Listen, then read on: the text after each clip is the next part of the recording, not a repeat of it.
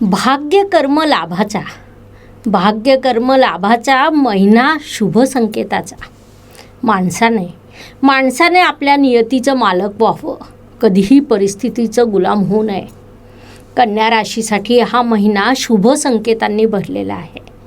सप्तम स्थानात गुरु महाराजांद्वारे निर्माण होणारा हंसयोग, 2 जुलैपासून दशम स्थानात निर्माण होणारा भद्र राजयोग, भाग्येश भाग्यात, पंचमेश पंचमात विराजमान आहे. म्हणजे प्रथम, पंचम आणि नवम या धर्म त्रिकोणाच्या 3ही स्थानाचे अधिपती प्रबळ अवस्थेत आहे. याशिवाय 4ही केंद्रस्थानाचे अधिपती देखील प्रबळ अवस्थेत आहे. तसंच अष्टम स्थानाचा अधिपती देखील प्रबळ अवस्थेत आहे. इतर ग्रह जेव्हा प्रबळ असतात तेव्हा मनुष्य कर्तृत्व गाजवतो आणि अष्टम स्थानाचा स्वामी जेव्हा प्रबळ असतो तेव्हा अडथळे निर्माण होतात. इथे कन्या राशीसाठी 6 स्थानांचे अधिपती प्रबळ असताना अडथळ्याच्या स्थानांचा अधिपती देखील प्रबळ आहे. त्यामुळे तुम्हाला आता निर्णय घ्यायचा आहे की नियतीचं मालक बनायचं की परिस्थितीचं गुलाम व्हायचं. संपूर्ण शुभ संकेत तुम्हाला प्राप्त होत आहेत. नमस्कार, मी ॲस्ट्रोगुरू डॉक्टर ज्योती जोशी सर्व ज्योतिषशास्त्र प्रेमी व अभ्यासकांचं मनपूर्वक स्वागत करते. आपण जुलै 2022 महिन्याचं राशी भविष्य समजून घेत आहोत. त्यामध्ये आज आपण कन्या राशीच्या जातकांसाठी जुलै महिना कसा राहील यावर सविस्तर चर्चा करणार आहोत. विविध शास्त्रीय दृष्टिकोनातून या महिन्यातील ग्रहस्थितीचं शास्त्रोक्त विश्लेषण करणार आहोत. सोबतच व्हिडिओच्या शेवटी मी तुम्हाला या महिन्यात करावयाचा विशेष उपाय सांगणार आहे. त्यामुळे व्हिडिओ शेवटपर्यंत बघा.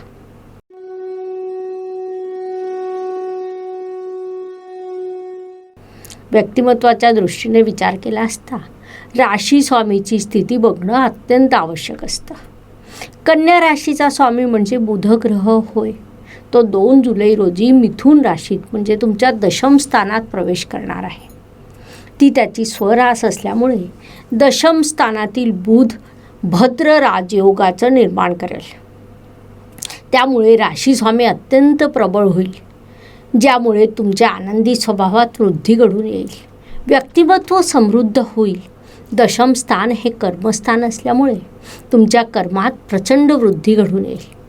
मागील महिन्यात बुध वृषभ राशीतून प्रवास करीत होता. आता तो मिथुन राशीत तुमच्या दशम स्थानात प्रवेश करणार आहे. त्यामुळे तुमच्या कर्मात मोठ्या प्रमाणात वाढ घडून येईल. साहजिकच सर्व गोष्टींचा परिणाम तुमच्या व्यक्तिमत्वावर अत्यंत सकारात्मक दृष्ट्या होईल. धन, कुटुंब, वाणी या दृष्टीने विचार केला असता कन्या राशीचा धनेश शुक्र असल्यामुळे त्याची स्थिती महत्त्वपूर्ण ठरते. तो वृषभ या आपल्या स्वराशीत म्हणजे तुमच्या भाग्यस्थानात विराजमान आहे.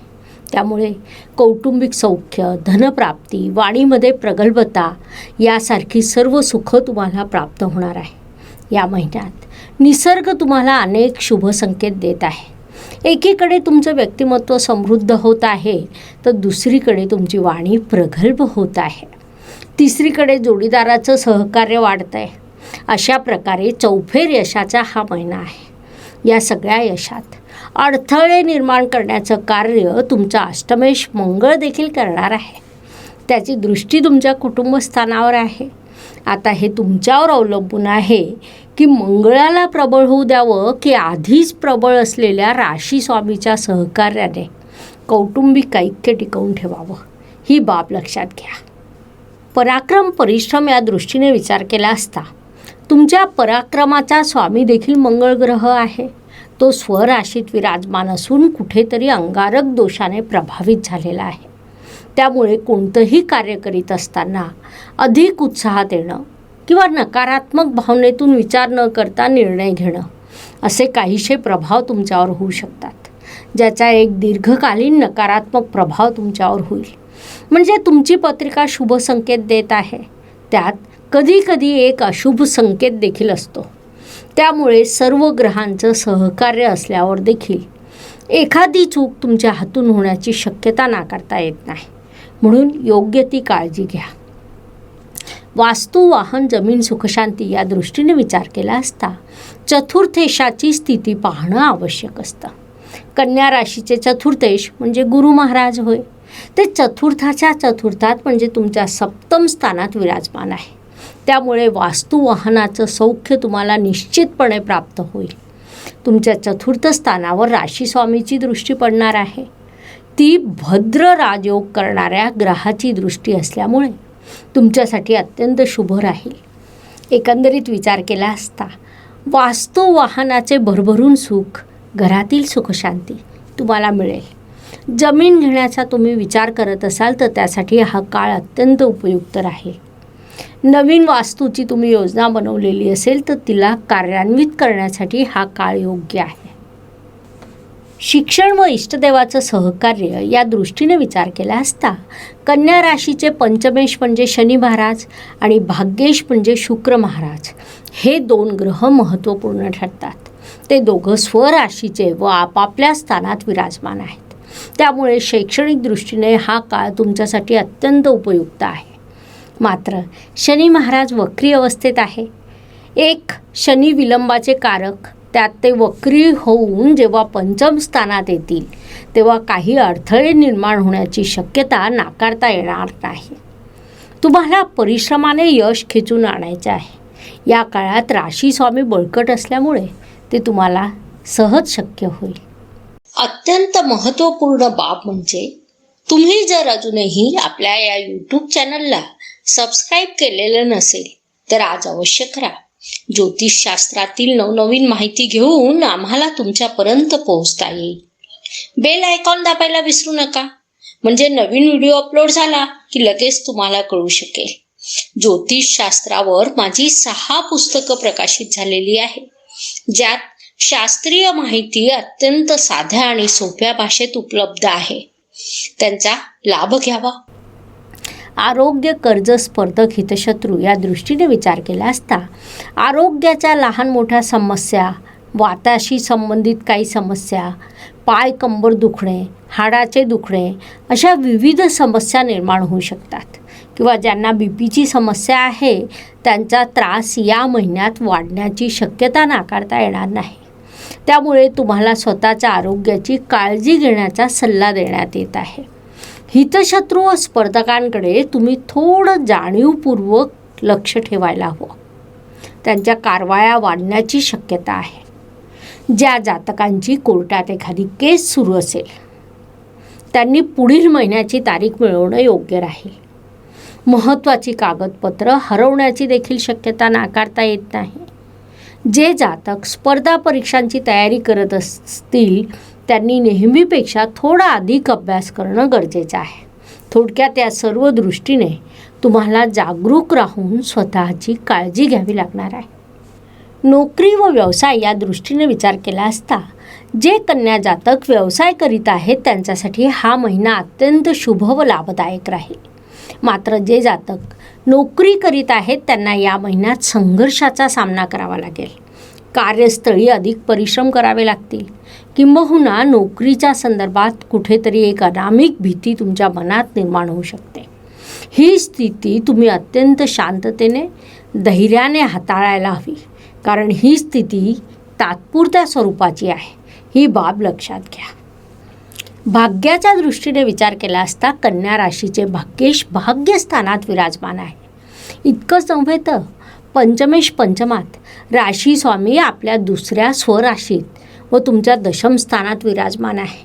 भाग्य समृद्ध करणारी यापेक्षा चांगली स्थिती असूच शकत नाही. खरं तर निसर्ग कुंडलीत एक छानशी रचना असते. तुमचं भाग्य असं सांगतं की भाग्याचा लाभ म्हणजे कर्म होय. तुम्ही कर्म करायला लागलात म्हणजे भाग्य लाभदायक ठरतं. आणि इथे भाग्येश भाग्यात आहे, कर्मेश देखील कर्मस्थानात आहे. त्यामुळे भाग्यासह तुमचे कर्म देखील बळकट असणार आहे. तुम्ही कर्म करणार आहात. जेव्हा तुम्ही लाभाचा विचार न करता कर्म करता तेव्हा लाभ हा मिळतोच, कारण लाभ हा कर्माच्या धनस्थानात येतो. म्हणून तुम्ही आपले संपूर्ण लक्ष कर्मावर केंद्रित करा. यश हे तुमचंच असेल. लाभाच्या दृष्टीने विचार केला असता कन्या राशीसाठी हा महिना विशेषत्वाने लाभाचा राहील. विविध मार्गांनी तुमच्यासाठी लाभाच्या संधी निर्माण होतील. त्यात मग जुन्या शेअर्सच्या विक्रीतून, जुन्या जमिनीच्या विक्रीतून, मशिनरी विक्री किंवा भाड्याने देऊन व्यवसायातून अशा विविध मार्गांनी लाभाच्या अनेक संधी तुम्हाला मिळतील. त्याचा तुम्ही कसा उपयोग करून घ्यावा जेणेकरून जास्तीत जास्त लाभ तुमच्या पदरात पडू शकेल. व्यय व परदेश गमन या दृष्टीने विचार केला असता कन्या राशीचे व्ययेश म्हणजे रवी महाराज होय, जे महिन्याच्या पहिल्या 15वाड्यात तुमच्या दशम स्थानात विराजमान आहे. पत्रिकेतील दशम स्थान हे कर्मस्थान म्हणून ओळखलं जातं. व्ययेश जेव्हा कर्मस्थानात असतो तेव्हा तो कुठेतरी सूचित करीत असतो की तुम्ही व्यवसायासाठी खर्च करावा. तो तुमच्यासाठी लाभदायक ठरेल. महिन्याच्या दुसऱ्या 15वाड्यात रवी तुमच्या लाभस्थानात प्रवेश करेल. ज्योतिष नियमानुसार लाभस्थानात येणारा प्रत्येक ग्रह आपल्या कारकत्वानुसार लाभ द्यायला बाध्य असतो. अर्थात तुम्हाला भरभरून लाभ प्राप्त होईल. जे कन्या जातक परदेशात आहेत त्यांच्यासाठी शुभ संकेत निर्माण झाले आहेत. पत्रिकेत 3 ते 4 राजयोग निर्माण झाले आहे. अर्थात हे राजयोग गोचरद्वारा झालेले आहेत. ते महत्त्वाचे असतातच, मात्र ते मूळ पत्रिकेशी कुठेतरी जुळवून पाहावे लागतात. कारण जेव्हा आम्ही गोचरचे राजयोग सांगतो तेव्हा मूळ पत्रिका देखील महत्त्वाची ठरते. किंवा गोचरमधून जेव्हा एखादं संकट सांगतो तेव्हा देखील मूळ पत्रिका महत्त्वाची ठरते. कारण या दोघांचं एकत्रीकरण म्हणजे तुमचं आजचं आयुष्य होय. त्यानुसार कन्या जातकांसाठी हा महिना शुभ संकेतांनी परिपूर्ण आहे. त्याचा उपयोग करून घ्या. आयुष्य हे सुखदुःख आणि उतार चढाव यांनी भरलेलं असतं. कारण कोणताच मनुष्य पूर्णपणे सुखी किंवा पूर्णपणे दुःखी होऊ शकत नाही. त्यानुसार प्रत्येक दिवस प्रत्येकाला सारखा जात नाही. महिन्यातील काही दिवस सुख समाधान यश देणारे तर काही दिवस संघर्षाचे, अडचणीचे, तणावाचे जातात. त्या दृष्टीने विचार केला असता कन्या राशीसाठी या महिन्यातील 7, 17 आणि 26 हे दिवस शुभदायक, सुखदायक, यशदायक राहतील. तर 5, 15 आणि 24 हे दिवस मात्र तणावाचे जातील. या दिवसांमध्ये अडचणी, अडथळे, समस्या विशेषत्वाने जाणवतील. म्हणून तशी मानसिकता तयार करून वाटचाल करा. उपायांच्या दृष्टीने विचार केला असता ज्योतिषशास्त्रामध्ये छोटे छोटे मात्र मोठा परिणाम करणारे उपाय सांगण्यात आलेले आहेत. अशुभ गोष्टींची अशुभता कमी करण्याचं, शुभ गोष्टींची शुभता वाढवण्याचं सामर्थ्य त्यात असतं. त्यानुसार जुलै महिन्यात जेव्हा आपण उपायांचा विचार करतो तेव्हा गुरु महाराज महत्त्वपूर्ण ठरतात. एकतर ते निसर्ग कुंडलीत अध्यात्म आणि व्ययस्थानाचे नैसर्गिक स्वामी आहे. सध्या त्यांचं त्याच स्थानातून गोचर सुरू आहे. त्यामुळे 13 जुलै रोजी येणारी गुरुपौर्णिमा ही महत्त्वाची ठरेल. राशीनुसार विचार केला असता गुरु महाराज हे कन्या राशीसाठी चतुर्थेश व सप्तमेश आहेत. त्यांचा प्रवास सध्या सप्तम स्थानातून सुरू आहे. त्यांच्यावर वक्री अवस्थेतील शनी महाराजांची दृष्टी पडणार आहे. त्यानुसार गुरुबळ वाढवण्यासाठी गुरुचा मंत्र तुमच्यासाठी अत्यंत लाभदायक ठरेल. विशेषतः या महिन्यात गुरुपौर्णिमा असल्याने त्याचं महत्त्व अधिक वाढणार आहे. त्यानुसार कन्या जातकांनी ओम स्वर्णकायाय नमः या मंत्राचा जप करावा. अशा प्रकारे मेष ते मीन प्रत्येक राशीसाठी जुलै महिना कसा राहील हे समजून घेण्यासाठी आम्ही 12 व्हिडिओ तुमच्या या चॅनलवर अपलोड केले आहे. तसेच हिंदी जातकांसाठी हिंदी चॅनलवर हेच 12 व्हिडिओ हिंदीमधून आपण अपलोड केलेले आहे. तुमच्या आवडत्या भाषेतून तुम्ही ते ऐकू शकता. धन्यवाद. शुभम भवतु. जय ज्योतिष. यूट्यूबची कार्यप्रणाली ही मुख्यतः चॅनलला लाईक, सबस्क्राईब यावर चालते. म्हणून please like, share and subscribe the channel. आणि हो, बेल आयकॉन दाबायला विसरू नका. धन्यवाद. शुभम भवतु.